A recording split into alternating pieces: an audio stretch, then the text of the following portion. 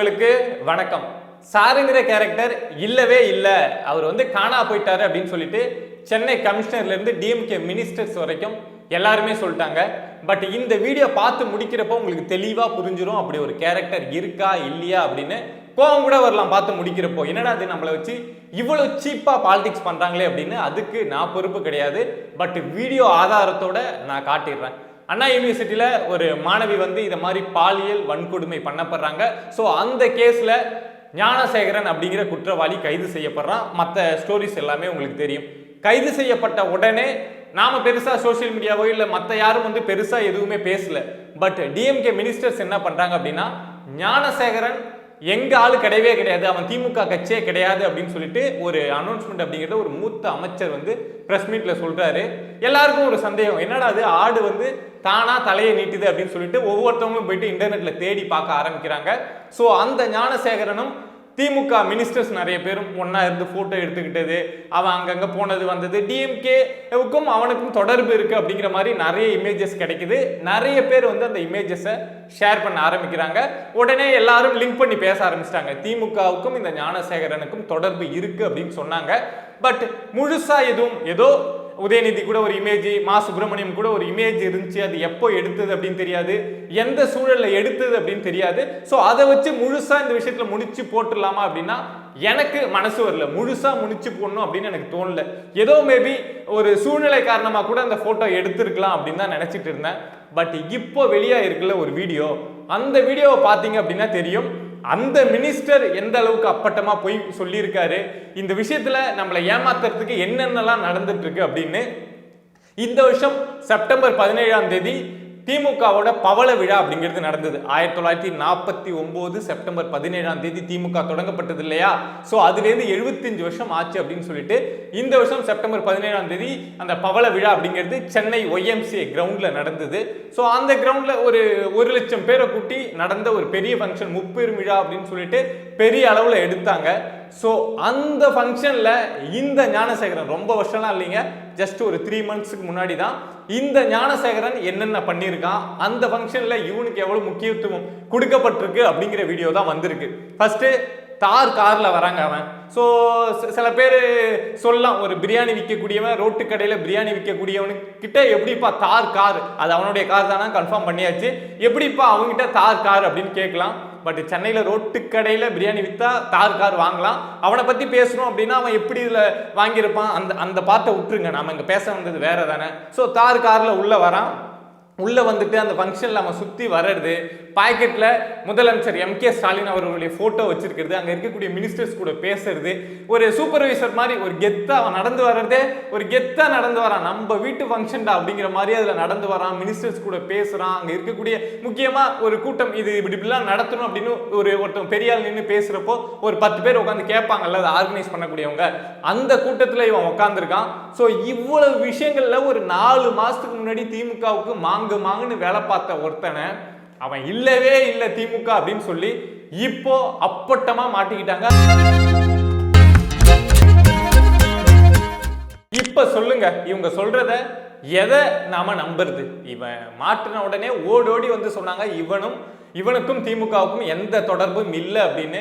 So images வந்தப்போ கூட நம்ம முழுசா நம்பல. பட் இப்போ நல்லா அப்பட்டமா வெளிப்படையா மாட்டிக்கிட்டாங்கல்ல. ஸோ இப்போ சொல்லுங்க, இவங்க சொல்றத எந்த விஷயத்த நம்ம நம்புறது அப்படின்னு. ஏன்னா அதுக்கப்புறம் நிறைய கதைகள் இந்த கேஸ்ல சொல்லப்பட்டாச்சு. என்ன அப்படின்னா, எஃப்ஐஆர் லீக் ஆனதுக்கு அவங்க பொறுப்பு கிடையாது, தெரியாம ஒரு இன்டர்நெட் கிளிச் நடந்து போச்சு, அதனால லீக் ஆச்சு அப்படின்னு சொன்னாங்க.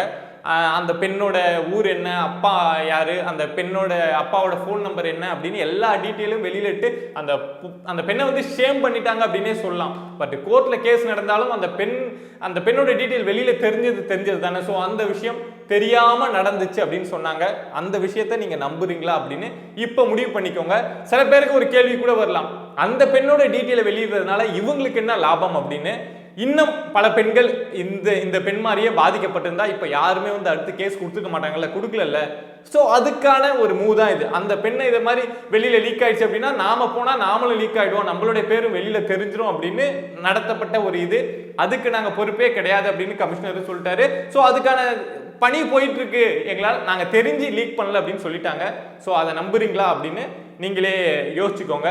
ஸோ அடுத்து இந்த சார் அப்படிங்கிற கேரக்டர், இந்த ஞானசேகரன் இந்த பெண்ணே சொன்ன கன்ஃபெஷன் ஸ்டேட்மெண்ட் தான் இது. என்ன அப்படின்னா, என்னை அவன் கூப்பிட்டு போறப்போ போன்ல பேசினா சார் அப்படிங்கிற ஒரு கேரக்டர்கிட்ட சார்னு பேசினா அப்படின்னு அந்த பெண் சொல்லியிருந்தாங்க.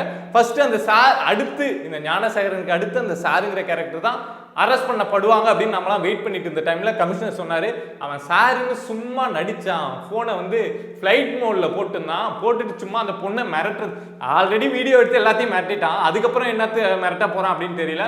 ஸோ மிரட்டுறதுக்காக தான் அவன் அப்படி பேசினான் அப்படின்னு சொல்லி கமிஷனர் சொன்னாங்க. சார் அப்படிங்கிற ஒரு கேரக்டரே கிடையாது அப்படின்னு சொன்னாங்க. ஸோ அதுக்கப்புறம் தான் இந்த பிரச்சனை இன்னும் எலிவேட் ஆகுது அப்படின்னு சொல்லலாம். ஏன்னா நல்லா ஓப்பனா தெரிஞ்சு போச்சு, இந்த பிரச்சனையை மூடி மறைக்கணும்னு பாக்குறாங்க. இதை மற்ற கட்சிகள் இதை பெருசா கொண்டு போறாங்க, இது மக்கள் மத்தியில் போய் சேரக்கூடாது அப்படிங்கிறதுனால இந்த விஷயத்தை டைல்யூட் பண்ணி வேற பக்கம் மாத்தணும் அப்படின்னு நினைக்கிறாங்கன்னு தெரிஞ்சிருச்சு. ஸோ இப்போ அந்த சாருங்கிற கேரக்டர் இருந்தா கன்ஃபார்ம் கண்டுபிடிச்சே ஆகணும் அப்படிங்கிற சூழலுக்கு காவல்துறை தள்ளப்பட்டுட்டாங்க. ஏன்னா சுத்தி அவ்வளவு பிரஷர், எல்லாரும் வைக்கக்கூடியது அந்த சாருங்கிற நபர் யாரு அப்படிங்கிறது தான். பட் காவல்துறை தரப்புல இருந்தும் அரசு தரப்புல இருந்தும் சார் அப்படிங்கிறது ஒரு கேரக்டரே கிடையாது அப்படின்னு தான் இது வரைக்கும் உறுதியா சொல்லிட்டு இருக்காங்க. ஆனா உங்களுக்கு பெரிய நம்பிக்கை வந்திருக்கும்ல, இந்த சாருங்கிற கேரக்டர் இருக்காங்களா இல்லையா அப்படிங்கிற நம்பிக்கை உங்களுக்கு இப்போ தெரிய வந்திருக்கும். இவங்க அவன் ஞானசேகரன் எங்க கட்சியே கிடையாதுன்னு சொல்லி மாட்டலன்னா கூட ஓரளவுக்கு இவங்க சொல்றதை நம்பியிருப்போம். எஃப்ஐஆரும் அதுவாக தான் லீக் ஆச்சு, இந்த சாருங்கிற கேரக்டர்லாம் கிடையாது அப்படின்னு சொன்ன விஷயத்த நம்பியிருப்போம். ஸோ இப்போ அப்பட்டமா மாட்டிக்கிட்டதுக்கு அப்புறம் இதை யார் நம்புவாங்க அப்படின்னு தெரியல. இந்த விஷயத்துல தேசிய மகளிர் ஆணையம் நேத்தி அண்ணா யூனிவர்சிட்டிக்குள்ள அந்த ஆய்வு அப்படிங்கிறத ஒரு 7 மணி நேரம் நடத்தியிருக்காங்க. அங்க இருக்கக்கூடிய ப்ரொஃபசர்ஸ், அங்க இருக்கக்கூடிய எல்லாருக்கிட்டையுமே விசாரணை அப்படிங்கிறத நடத்தியிருக்காங்க. ஹாஸ்டல் வார்டன்லேருந்து ஸ்டூடெண்ட்ஸ் வரைக்கும் நிறைய பேர்கிட்ட கேள்வி கேட்டிருக்காங்க. ஸோ இன்னைக்கும் அந்த விசாரணை அப்படிங்கிறது போயிட்டு தான் இருக்கு. நேத்தி அவங்க அந்த ஆய்வு முடிச்சதுக்கு அப்புறம் சொன்னது என்ன அப்படின்னா, இதுல காவல்துறை தப்பு பண்ணியிருக்காங்க, அண்ணா யூனிவர்சிட்டி தப்பு பண்ணியிருக்காங்க அப்படிங்கிற விஷயத்த சொல்லியிருக்காங்க. ஸோ இன்னைக்கும் அந்த விசாரணை நடந்தது அப்படின்னா அந்த சாருங்கிற கேரக்டர் இருக்கா இல்லையா அப்படின்னு ஒன்று தேசிய மகளிர் ஆணையம் வழியாக தெரிய வரும், இல்லைன்னா ஹைகோர்ட்ல இந்த கேஸ் போயிட்டு இருக்குல்ல, ஸோ அது வழியா சீக்கிரமே தெரிய வந்துடும். ஒருவேளை அவங்களுக்குலாம் ஆதாரம் கிடைக்கலன்னா கூட இது சம்பந்தமா நிறைய பேர் எப்படி இப்போ இந்த ஞானசேகரன் சம்பந்தமான வீடியோவை தேடி எடுத்து சோசியல் மீடியாவில் ஷேர் பண்ணாங்களோ, அதே மாதிரி இந்த சார் கேரக்டர் சம்பந்தமான ஆதாரமும் சீக்கிரமா மீடியாவில் வரும் அப்படின்னு நான் வெயிட் பண்றேன். ஸோ வந்துருச்சு. இந்த விஷயத்துல அடுத்து டெவலப்மெண்ட் ஏதாவது கிடைச்சது அப்படின்னா இன்னொரு வீடியோவில் பேசுறேன். உங்களுக்கு இந்த இன்ஃபர்மேஷன் தேவை உள்ளதா இருக்கு அப்படின்னா சப்ஸ்கிரைப் பண்ணி சப்போர்ட் பண்ணுங்க. நன்றி.